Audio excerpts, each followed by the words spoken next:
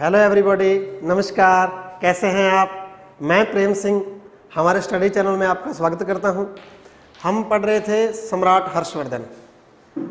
हमने राजनीतिक इतिहास हर्षवर्धन का पढ़ा और धर्म और ज्ञान के संरक्षक के रूप में जो उनका योगदान है वो हमने पिछली वीडियो में पढ़ा है।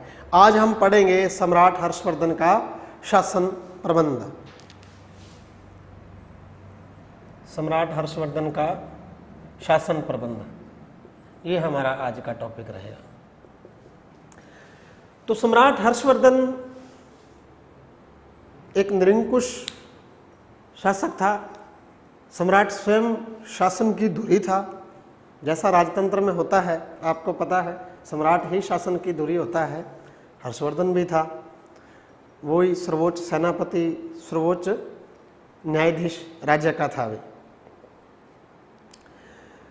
लेकिन निरंकुश होते हुए भी जो उसके मंत्रिमंडल के कुछ मुख्य मंत्री हैं, उनके वो प्रभाव में सम्राट होता था। ऐसा पुष्यभूति वंश में सिस्टम चला आ रहा था। जैसे इसका उदाहरण हमें बड़ा अच्छा मिलता है, जब हर्षवर्धन के बड़े भाई राज्यवर्धन की मृत्यु हो जाती है तो मुख्यमंत्री बंडी का नाम आता है। क्या नाम आता है? बंडी। बंडी ने सभा का आयोजन किया और जितने प्रमुख कुमारामात्य हैं, मंत्री हैं, अलग अलग जो नाम हमें मिलते हैं, या अलग अलग सेनाओं के जो अध्यक्ष हैं या प्रांतों से जो हैं लोग, उन सबको बुला के सभा का आयोजन करके और उसमें नाम प्रस्तावित किया हर्षवर्धन का, और सबने उसको एक मत से पास कर दिया। और फिर हर्षवर्धन से अनुरोध किया गया भी आप सिंहासन संभालें। तो हर्षवर्धन ने जो है उनकी आज्ञा मानी है।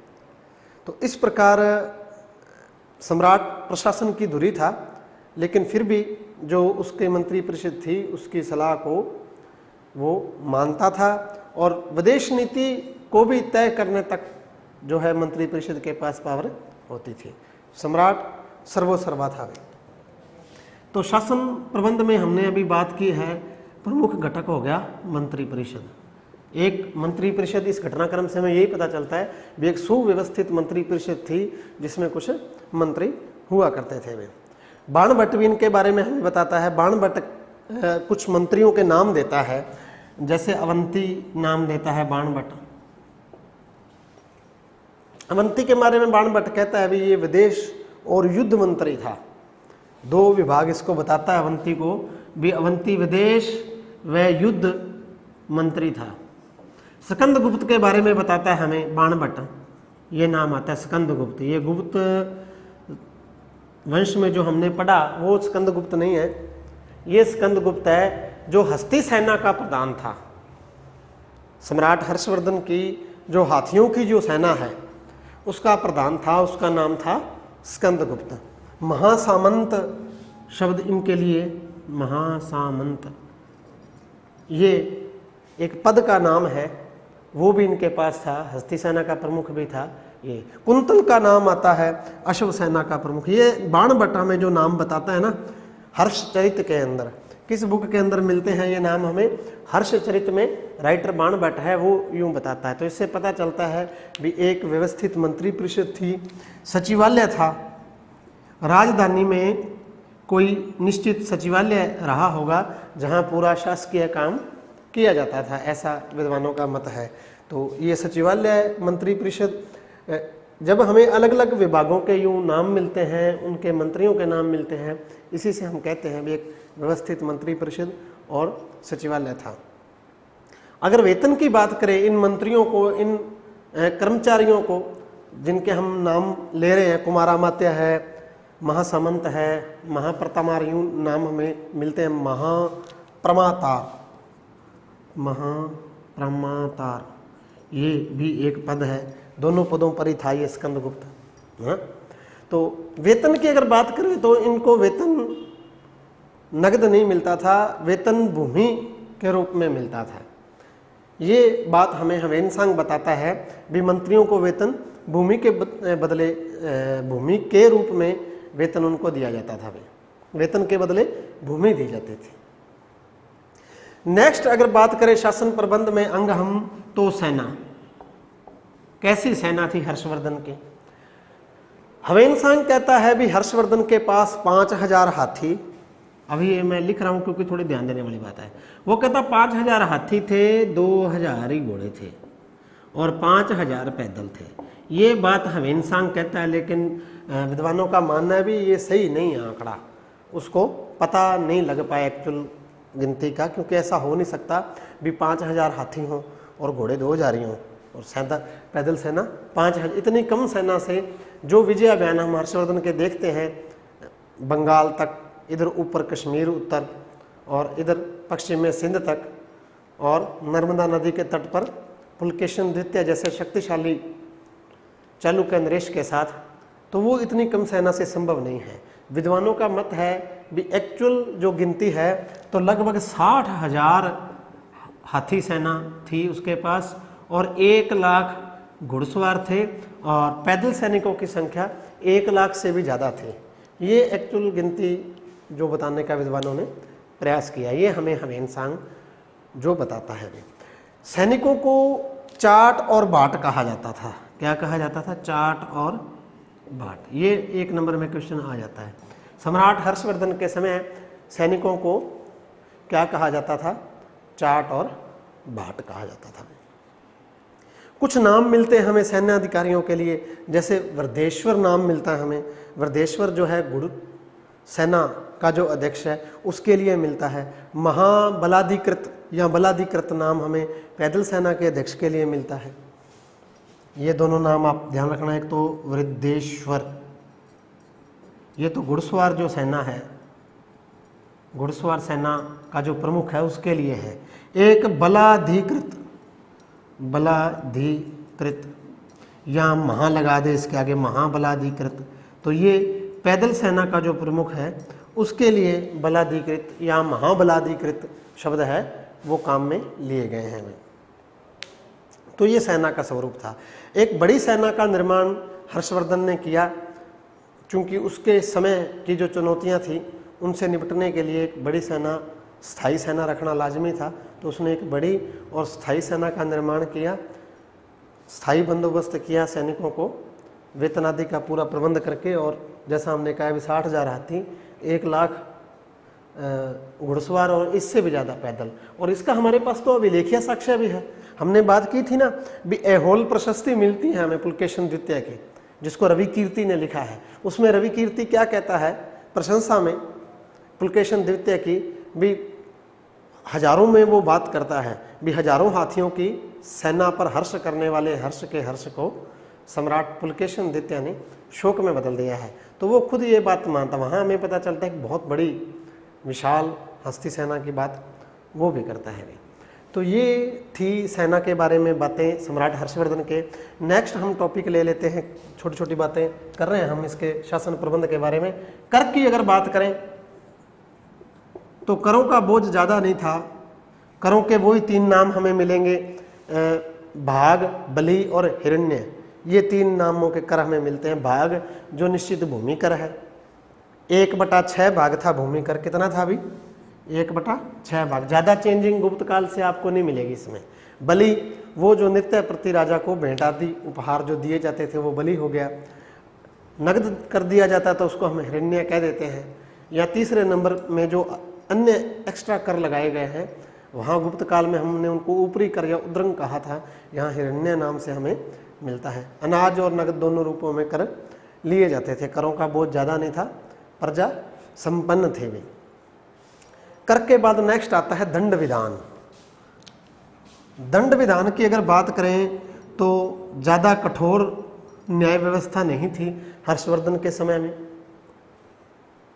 अपराधियों को अगर कोई जुर्म कबूल करवाना है तो उसके लिए उनको प्रताड़ित नहीं किया जाता था, उसके लिए परीक्षा की व्यवस्था थी जैसे गुप्त काल में थी। वैसे ही भी उनको मार के नहीं मनाया जाएगा, उनको किसी प्रकार से परीक्षा के माध्यम से, जैसे आजकल हम कह देते हैं भी नार्को टेस्ट करवाएंगे, तो वो सिस्टम हो गया। उस तरीके से सच उगलवाया जाएगा, न कि पीट पीट के भी तू मान तूने की है, चोरी तूने की है, वो सिस्टम नहीं था भी। दंड विधान जो था वो अपेक्षाकृत नरम था, कोमल था। अंग भंग और मृत्युदंड जैसे जो दंड हैं वो बहुत कम दिए जाते थे। बड़ी शांति व्यवस्था की बात की जाती है भी हर्षवर्धन के समय में। बहुत ज़्यादा शांति व्यवस्था थी और दंड विधान कोमल था और ज़्यादातर लोग जो हैं वो नियमों का, कानूनों का पालन करते थे और साम्राज्य अच्छे से चल रहा था। सर्वोच्च न्यायाधीश की बात करें तो सम्राट हर्षवर्धन स्वयं था और नीचे जो है बहुत सारे न्यायालय थे, फौजदारी और दीवानी दोनों मुकदमों का अलग अलग, जैसा हमने गुप्त एज में पढ़ा है सेम वही प्रोसेस चलता रहा। कोई खास प्रशासनिक ढांचे के अंदर अगर बात करें तो कोई नया आविष्कार या कोई नई संस्थाओं का निर्माण ऐसा कुछ हर्षवर्धन ने ज़्यादा नहीं किया है जिसके बारे में हम स्पेशली बात करें भी ये स्पेशल हर्षवर्धन ने प्रशासनिक क्षेत्र के अंदर बहुत मील का पत्थर साबित हो। जैसी प्रशासनिक व्यवस्था हमने देखा भी चंद्रगुप्त मौर्य पहली बार बना है तो वहाँ उसने जो अपने गुरु चाणक्य के साथ मिलकर एक बड़ी मजबूत प्रशासनिक व्यवस्था बनाई है। उसके बाद फिर अशोक उसमें चेंजिंग करता है, हम अशोक को पढ़ते हैं। फिर उसके बाद गुप्त एज में हमने समुद्रगुप्त के बारे में पढ़ा, चंद्रगुप्त विक्रमादित्य के बारे में पढ़ा है। उन्होंने बड़ी ठोस प्रशासनिक व्यवस्था का निर्माण किया है। ऐसा कुछ खास हर्षवर्धन ने नहीं किया है, अच्छा प्रशासन दिया है, ताउम्र वो लोकरंजन में लगा रहा है, लोग उसको चाहते थे, उनकी बातों को मानते थे, लेकिन कोई इतना प्रशासन के क्षेत्र में खास नहीं है। खास जो उपलब्धियां थी वो पीछे हमने हर्षवर्धन की पढ़ी हैं। एक बड़ी उपलब्धि ये है भी ऐसे समय में जब अराजकता का वातावरण था और छोटे छोटे टुकड़ों में बंट रहा था भारत, तो उन्होंने संपूर्ण उत्तर भारत को एकता के सूत्र में बांधा है और इसके लिए एक बड़ी सेना की उन्होंने सहायता ली है। ज्ञान और विद्या के संरक्षक के रूप में उनका योगदान ज़्यादा बड़ा है। उन्होंने जो प्रयाग और कन्नौज की सभाएं आयोजित की तो उन्होंने एक धार्मिक सहिष्णुता का माहौल प्रदान किया। दान बहुत ज़्यादा देता था, जैसा हर 5वें वर्ष मोक्ष परिषद होती थी तो उससे एक प्रकार से धन का पुनर्वितरण हो जाता था। लोगों के बीच डायरेक्ट हम ये कहते हैं भी संवाद किया, लोगों के बीच गया वो और गांवों तक के विकास के लिए हर्षवर्धन ने काम किया। हम इसको एक अलग टॉपिक के रूप में भी पढ़ सकते हैं, हर्ष का मूल्यांकन। ये शासन प्रबंध हो गया। भी शासन प्रबंध के मुख्य घटक हमारे पास रहेंगे मंत्री परिषद, सचिवालय, सेना और कर और दंड विधान। ये सब चीज़ें ध्यान रखनी है। कुछ एक नाम मैंने दिए हैं, ज़्यादा फैक्ट इस टॉपिक में नहीं डाले हैं, जो हमने लिए हैं नाम ये आपने ध्यान में रखना है। हल्का फुल्का क्वेश्चन बनता है, ज़्यादा नहीं बनता है। अभी जो हम लिख रहे हैं इस पे क्वेश्चन बढ़िया बनता है, हर्ष का मूल्यांकन। हर्ष का मूल्यांकन डॉक्टर R.S. त्रिपाठी हर्ष की तुलना अशोक और समुद्रगुप्त जैसे महान शासकों के साथ करते हैं। R.S. त्रिपाठी ने कहा है कि सम्राट हर्षवर्धन जो हैं वो अशोक, समुद्रगुप्त, चंद्रगुप्त द्वितीय, विक्रमादित्य के जैसे महान शासक थे। मूल्यांकन में हम कहेंगे भी हर्षवर्धन जिस समय सिंहासन पर बैठा है, एक छोटा सा थानेश्वर का जो पुष्यभूति वंश का छोटा सा राज्य उसने विरासत में पाया है। उसने अपनी बहन, जो उनके बहनों की मृत्यु हो गई थी, और उनकी बहन राजश्री जिसका नाम हमारे पास आया था, तो राजश्री के साथ मिलके उनके शासन में भी सहायता की और अपनी राजधानी थानेश्वर से कहाँ लेके आया? कन्नौज। दोबारा रिपीट हो जाएंगी ये बातें। तो पहले राजधानी कहाँ थी? पुष्यभूति वंश की, हरियाणा में है थानेश्वर। अभी राजधानी कहाँ लेके आया? हर्ष कन्नौज ले आया। तो वहाँ अपनी बहन राजश्री के साथ मिलकर उसने शासन प्रबंध देखा है। अब अपने राज्य का 4 दिशाओं में उसने विस्तार किया है। भी उत्तर में बात करें तो हम कश्मीर, नेपाल तक हर्ष के अधिकार की बात बाणभट्ट करता है हर्षचरित में।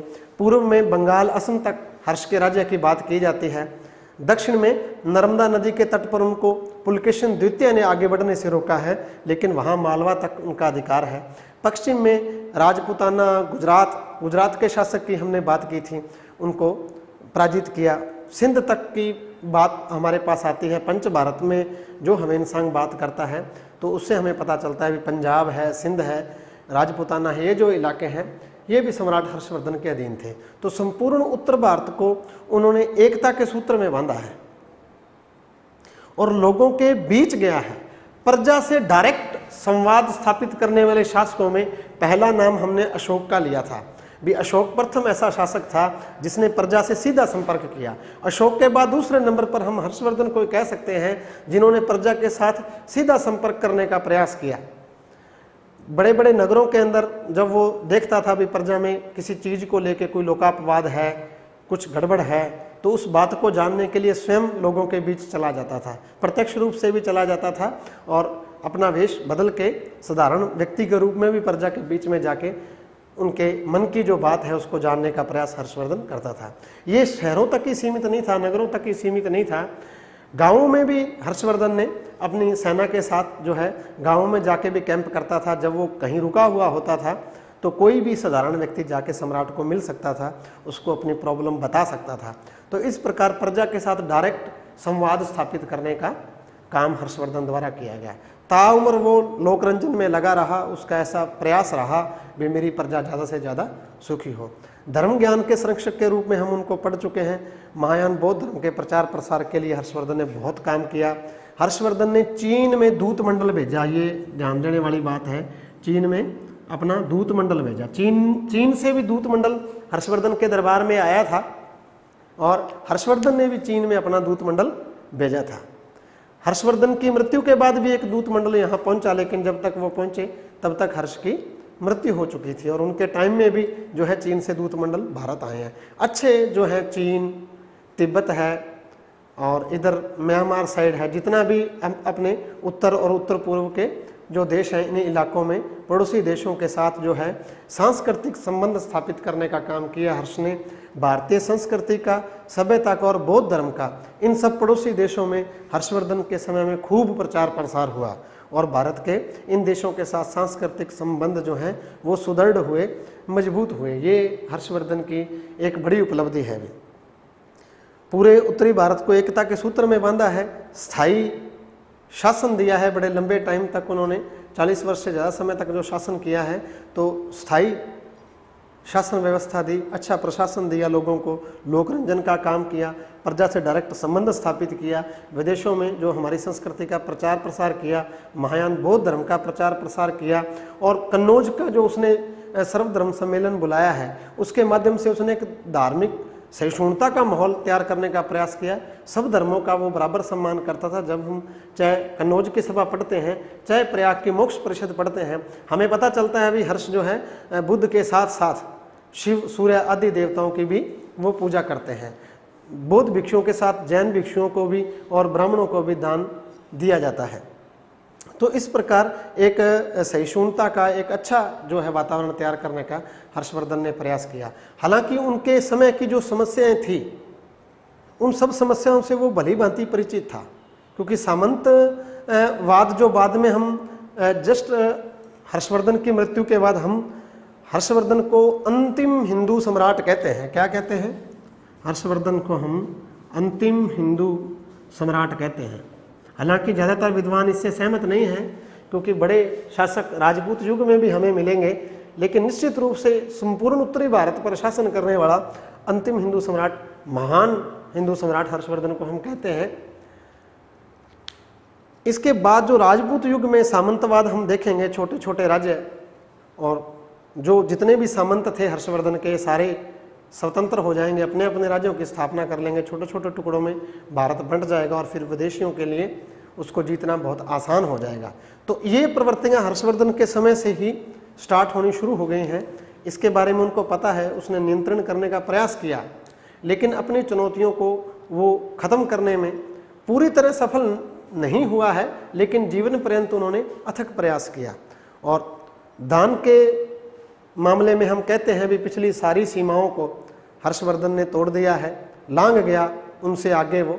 और ये जो दान का डायरेक्ट प्रजा को बेनिफिट ये हुआ भी, एक प्रकार से धन का पुनर्वितरण हुआ और गांव तक के विकास के लिए हर्षवर्धन ने निरंतर प्रयास किए। इसीलिए R.S. त्रिपाठी ने इनकी तुलना महान भारतीय सम्राटों के साथ की है। नेक्स्ट हम कर रहे हैं ह्वेन-सांग का भारत वर्णन। ह्वेन-सांग का भारत, ये दोनों ही प्रश्न हमारे लिए इस चैप्टर में बहुत इम्पोर्टेंट रहेंगे। फायान का भारत वर्णन और ह्वेन-सांग का भारत वर्णन। फायान गुप्त सम्राट चंद्रगुप्त द्वितीय, विक्रमादित्य के समय भारत आए हैं और ह्वेन-सांग सम्राट हर्षवर्धन के समय भारत आए हैं। दोनों ने अपना अपना यात्रा वृत्तांत लिखा है। मैं दोनों यहाँ का नाम लिख दूँ। एक पहले हमने किसकी बात की थी, फायान, अभी हम किसकी बात कर रहे हैं, हवेनसांग। आप इसमें उलझो नहीं, तो मैं इसको एक टेबल के रूप में बना रहा हूँ। फायान किसके समय में भारत आए, चंद्रगुप्त सेकंड, जिसको हम कहते हैं विक्रमादित्य। विक्रमादित्य साथ में हमेशा इसलिए बोलता हूँ क्योंकि आप तो समुद्रगुप्त के आगे भी मौर्य लगा दोगे, है ना। वो चंद्रगुप्त मौर्य अलग है, चंद्रगुप्त प्रथम अलग है, चंद्रगुप्त द्वितीय विक्रमादित्य अलग है। इनके समय में फायान भारत आए और हवेनसांग सम्राट हर्ष के समय में भारत आए, हर्षवर्धन के समय में भारत आए, है ना। इतना आप ध्यान रखना है। इनका जो यात्रा वृत्तांत है वो है फोकवो की इनकी पुस्तक है। और हवेनसांग का जो यात्रा वर्णन है वो सीयूकी में है, सीयूकी, है ना, सीयूकी, सुजुकी नहीं भाई, ये इनका यात्रा वर्णन है। दोनों ने भारत का इसमें वर्णन किया है। फायान वाला क्वेश्चन हम कर चुके हैं। आज जो हम सवाल हल करेंगे वो है हवेनसांग का भारत वर्णन। तो हम इसको 4-5 बिंदुओं में बांट लेते हैं, फिर पॉइंट बाय पॉइंट इनको पढ़ेंगे। हवेनसांग के भारत वर्णन में सबसे पहले वो भारत की सामाजिक स्थिति के बारे में बात करता है, सामाजिक स्थिति, फिर धार्मिक स्थिति के बारे में बात करता है, फिर राजनीतिक स्थिति के बारे में बात करता है, जितने पक्ष हैं सब पर बात करता है, फिर आर्थिक स्थिति के बारे में बात करता है, फिर शिक्षा के बारे में बात करता है। सामाजिक स्थिति, आर्थिक स्थिति, धार्मिक स्थिति, राजनीतिक स्थिति और शिक्षा, इन सब बिंदुओं पर जो है हवेनसांग ने बात की है और हम भी सब पर बात करेंगे, है ना। सबसे पहले सामाजिक स्थिति। तो समाज में हवेनसांग कहता है भी 4 वर्ण थे, ब्राह्मण, क्षत्रिय, वैश्य और शूद्र। जो खेतीबाड़ी का काम है और लोगों की सेवा वाला काम है वो कहता है शूद्र जाति के लोग करते थे। साधारणतः लोग सुखी थे, संपन्न थे और शाकाहारी थे, लहसुन प्याज का सेवन नहीं करते थे। लहसुन प्याज का सेवन करने वाले और मांस का सेवन करने वाले जो लोग हैं वो नगर से बाहर रहते थे। नगर के अंदर रहने वाले जो लोग हैं वो सरल स्वभाव के थे और शुद्ध शाकाहारी थे। भी ब्राह्मणों का बड़ा सम्मान था और उनका प्रभाव था। ब्राह्मण धर्म ही मुख्यतः प्रचलित था, जैसा हवेनसांग कहता है। दूसरा, धार्मिक स्थिति की अगर बात करें तो साथ ही मैंने सामाजिक स्थिति में अभी बात की, भी लोग धर्म कर्म करते थे। ज्ञान की प्राप्ति जो है वो धर्म का लक्ष्य था, भी ज्ञान की प्राप्ति हो जाए। अंतिम लक्ष्य धर्म का मोक्ष था। भी महायान बौद्ध धर्म को उन्होंने कहा है भी प्रमुख रूप से प्रचलित था, क्योंकि सम्राट हर्षवर्धन भी महायान बौद्ध धर्म को मानने वाला था और प्रचार प्रसार किया, और हवेनसांग भी, तो इन्होंने इसी के बारे में कहा है भी ये मुख्यतः प्रचलित था। और साधारणतः जो लोग हैं वो पाप पुण्य पुनर्जन्म वगैरह में विश्वास करते थे। लोग विद्वानों की बड़ी कदर करते थे, धर्म का पालन करते थे। ये साधारण बातें धार्मिक स्थिति के बारे में हवेनसांग ने अच्छी बातें की हैं। भी राजनीतिक स्थिति की बात करें तो वो कहता है जो राजनीति के सिद्धांत हैं, जो सत्ता के सिद्धांत हैं, वो लोक कल्याण पर आधारित थे।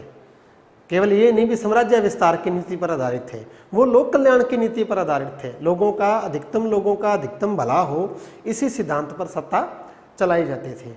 और ये स्थायी शासन व्यवस्था वगैरह लंबी चौड़ी बातें करता है। मुख्यतः यही राजनीतिक स्थिति के बारे में बात होगी। आर्थिक स्थिति की बात करें तो आर्थिक रूप से समृद्ध बताता है।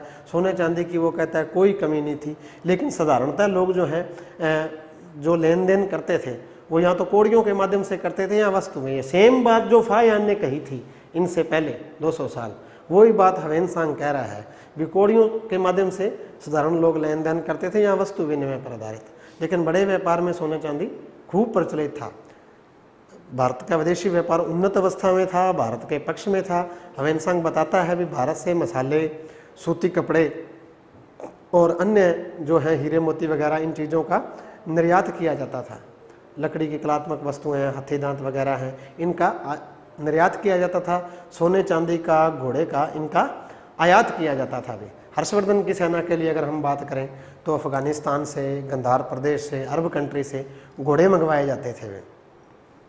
तो आर्थिक स्थिति के बारे में सब बातें वो हमें बताता है मजबूत थी। बड़े बड़े नगरों की बात करता है वो, पाटलिपुत्र है, भड़ौंच है, ताम्रलिप्ति है, कन्नौज है। ये कहता है बड़े समृद्ध नगर थे और यहाँ के लोग बहुत समर्थ थे, खूब दान पुण्य का काम करते थे भी। नेक्स्ट जो है आ गया है शिक्षा। शिक्षा के क्षेत्र में तो आपको पता ही है भी, सबसे प्रमुख विश्वविद्यालय नालंदा। स्वयं ह्वेन-सांग जो है यह नालंदा विश्वविद्यालय के अंदर पढ़े थे भी। नालंदा विश्वविद्यालय का प्रमुख संरक्षक स्वयं सम्राट हर्षवर्धन था, वो प्रमुख संरक्षक था भी नालंदा विश्वविद्यालय का। नालंदा के अलावा हमें नाम मिलता है वल्लभी का। वल्लभी भी शिक्षा का एक प्रमुख केंद्र था, गुजरात के अंदर है भी वल्लभी। नालंदा और वल्लभी के अलावा भी वो बताता है बहुत सारे शिक्षा के केंद्र थे, अनेक गुरुकुल थे, अनेक आश्रम थे, शिक्षा की अच्छी व्यवस्था थी और गुरुकुलों आश्रमों के अंदर जो है अच्छे प्रकार से अपने शिष्यों को शिक्षित जो है उनके टीचर करते थे। इन महान शिक्षा केंद्रों की उसने बात की है, यात्रा भी की है। ह्वेन-सांग ने उत्तर से लेकर और सुदूर दक्षिण तक वो गया है, वहाँ तक की कांची तक की उसने जो है यात्रा की है भी। विस्तार से बातें वो करता है एजुकेशन सिस्टम के बारे में। सम्राट हर्षवर्धन की बड़ी प्रशंसा करता है। ह्वेन-सांग कहता है भी सम्राट ने अपने दिन को 3 भागों में बांट रखा था और एक भाग 1/3 भाग जो है उसके 24 घंटे का अगर हम लगा दें तो लगभग 6-7 घंटे 8 घंटे तक वो कहता है वो राजकार्य करता था। देर रात तक वो कहता है ह्वेन-सांग भी हर्षवर्धन काम करता रहता था, लोगों से डायरेक्ट मिलता था, लोगों के सुख दुख पूछता था, डायरेक्ट संवाद स्थापित करके लोगों की समस्याओं को हल करने का प्रयास करता था। तो इस प्रकार ह्वेन-सांग ने जो है बड़ी प्रशंसा हर्षवर्धन की है और भारत में सारे सिस्टम के बारे में जो यात्रा वर्णन हमने, आपने इस प्रश्न पर ध्यान देना है। दोनों ही प्रश्नों को आप अच्छे से बुक में भी रीड कर लेना, इंपॉर्टेंट पढ़ते हैं। आज के वीडियो के लिए इतना ही। नेक्स्ट वीडियो में अब हम पढ़ेंगे चोल। Thank you.